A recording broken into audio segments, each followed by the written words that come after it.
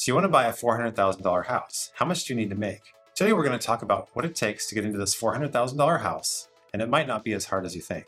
But you'll want to watch to the very end of the video for all the factors that influence what you can afford. So here we go. First, we assumed a 5% down conventional loan.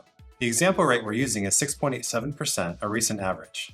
We've also included PMI, property taxes, and homeowners insurance.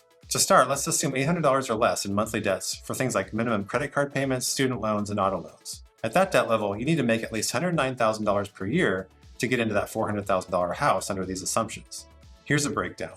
You'll have a $380,000 mortgage after that 5% down payment. That has a principal and interest payment of $2,497 a month. Your PMI is going to be about $247 per month, or 0.78% per year, with a 700 credit score. We'll assume $400 per month in property taxes, or about 1.2% of the home price per year. Let's say homeowners insurance is $116 monthly, or 0.35% per year.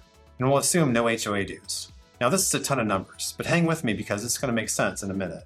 The total monthly payment for this house is $3,270. And most lenders want your housing expense to eat up no more than about 36% of your before tax income. So divide $3,270 by 0.36 and you get $9,083 a month, which is about $109,000 per year. You also have to meet another requirement. Your payment, including housing and other debt, must be about 45% of your income.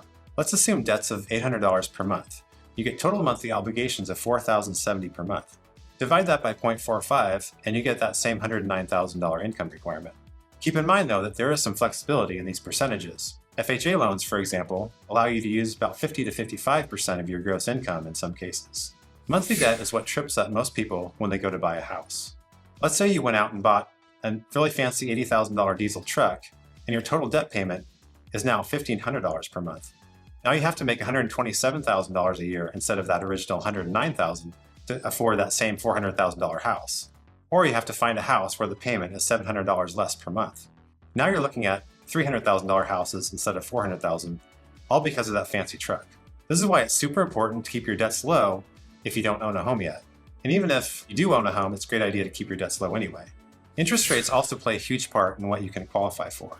What if you found a deal where you could get a much lower interest rate than that 6.9% that we're assuming? The shorter answer is you don't have to make nearly as much to qualify. Take a look at this table. At 5.5%, under the same assumptions, you only have to make $100,000 to qualify for that $400,000 house. At 7.5%, you have to make $115,000 a year.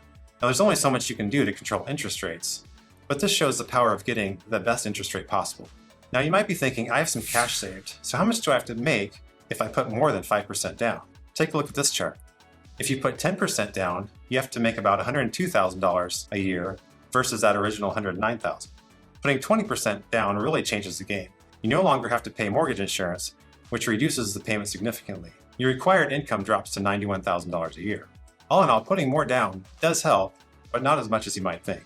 You'll still need to be around that $100,000 annual income range to afford a $400,000 house.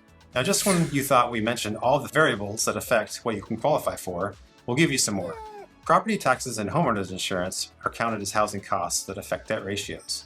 So if you're in Tornado Alley, for instance, where insurance is $500 per month, that'll affect what you can afford. Same goes for high tax areas like Chicago.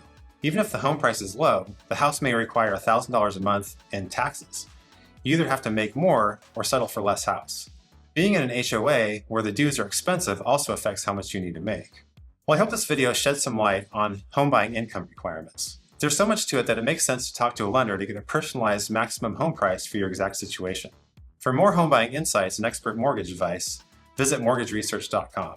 We'll see you on the next video. And by the way, if you want more tips for home buying, hit that like button, subscribe, and drop your question in the comments below.